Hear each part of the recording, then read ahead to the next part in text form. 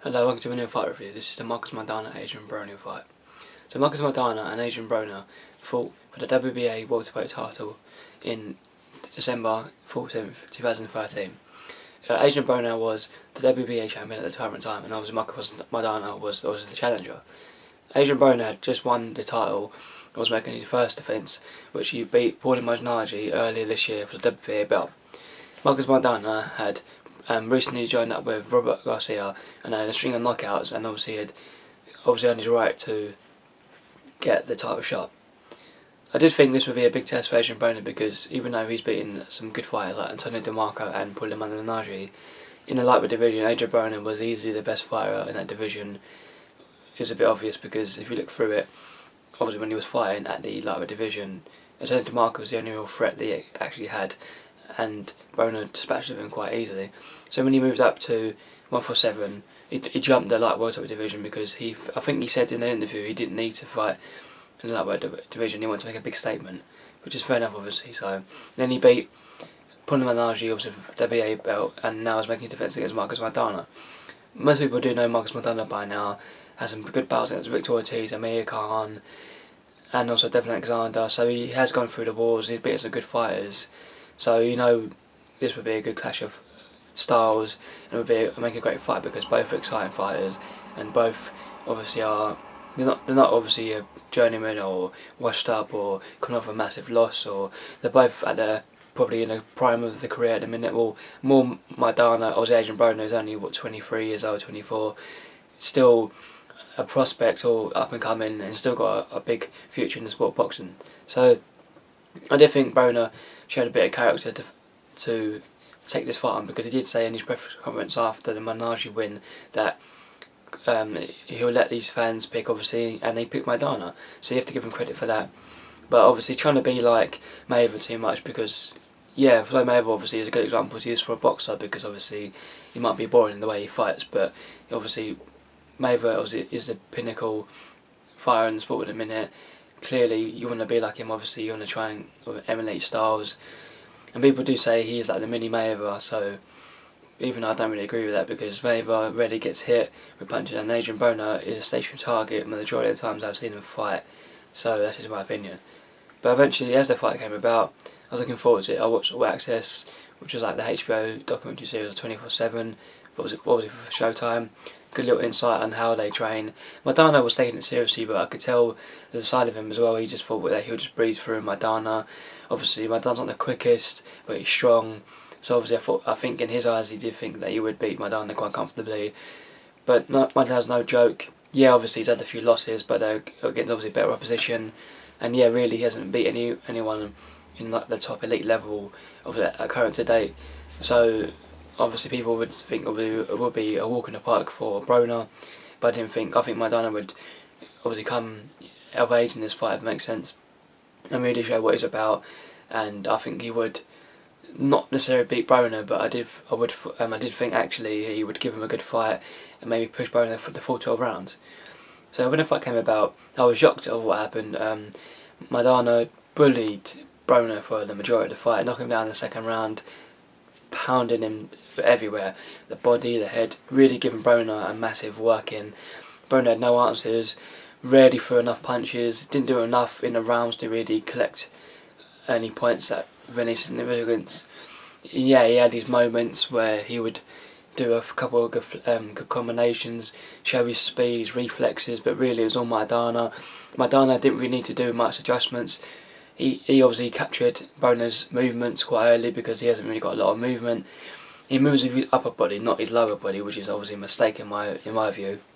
If you're going to move about, if you use obviously your lower body, obviously your legs, you can't really use your upper body to movement. Yeah, it might be good obviously to get away from obviously the head punches as well, obviously use your head to get out of those punches, but when he moves away to duck from punches and move away from punches, he uses his upper body to get away, and you can't do that, especially against like Madiana, who's obviously a devastating puncher. So obviously, as the fight gradually went on, Broner did come back into it, but really I felt because of the earlier rounds that Madiana had obviously shocked many people and knocked down Broner, it was going to happen again, and eventually it did in the 8th round. It wasn't really a knockdown, it was more of a flash knockdown, but then again the knockdowns obviously still counts, and he got an 8 count from the referee.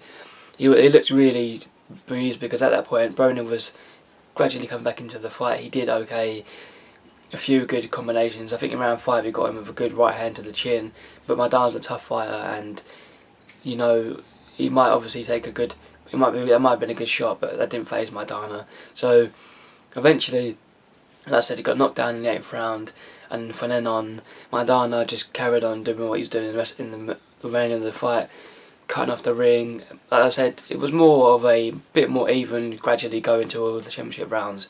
But then again, Madiana had done so well in the earlier the fight, and obviously in the late 8th round, getting 2 knockdowns, that obviously would play a significant telling in the scoring, which he did. Madiana won the fight, obviously, and went for the 12 rounds and capturing the WBA welterweight title. Madiana obviously was best performance of his career. I didn't actually think he had it in him. I remember there was talk about him retiring after he lost to Devin Alexander, I think about 2 years before. So you have to give him credit, and Garcia credit as well. He turned around Madiana, who, like I said, wanted to retire a couple of years ago, and now obviously he's now a champion again, which is a great achievement for someone like Madiana, because obviously like Argentina, obviously, well, I'm not going to go into it, that's obviously irrelevant, but he does deserve his shot. So obviously Madiana has beaten Broner, giving Broner the first loss of his career. I think that's kind of good for Broner, because I think he was starting to believe his own hype, and yeah, he's a good boxer, everyone knows that, he's got good boxing skills and ability, but he's a bit too loudmouth, trying to emulate Floyd Mayweather, and yeah, that's fine, but if you're going to emulate someone, try and obviously do exactly what they do as well. And he does a lot of things right, but he does a lot of things wrong at the same time as well. So, but maybe having a loss could wake him up, and hopefully it does, because obviously I think he needs to. And I think the welterweight division as well was too big for him. When he was at lightweight and super featherweight, he was easily the best fighter there, because he had the power, he had the height, he had the weight advantage, and he could obviously hold the weight. Now obviously he's grown out of those divisions. I think going back to the light welterweight division would serve him obviously a lot better, because maybe obviously the weight differential, I mean, he might get some power back, because at welterweight, yeah, he obviously beat Madiana, and he did land a couple of good shots over the course of the fight with Madiana, but nothing really landing with any power or significance, obviously, in both of those fights. Yeah, he got the win against Madiana, but Madiana obviously is a good fighter, but nothing like Madiana. So obviously after this fight, obviously as people do know, Madiana went on to face Floyd Mayweather Jr. This year. I did a review about it as well for the WBA, WBC and Ring Magazine welterweight titles. Madiana did quite well in that fight, but just come up short. I don't think he won enough rounds to really compete against Mayweather. And Adrien Broner went back down to 140 pounds light welterweight division and fought Carlos Molina and got a turnaround decision. That fight was okay, nothing really to say in that fight really. Broner obviously comeback fight. Many people expect him to win, well, the majority of people, 95% of people expect him to win. Maybe a few people gave Molina a chance in some way or another. I watched that fight, and Broner, even though he wasn't great in the fight, he got caught quite a lot of times by Molina, who isn't always a big puncher, not the best of boxers, still caught him, and Broner did enough to get the win. And I think now there's talk of him maybe facing Mir Khan, but I don't see it happening, because obviously Mir Khan has obviously got other people on his agenda, and he's obviously got a division above him as well.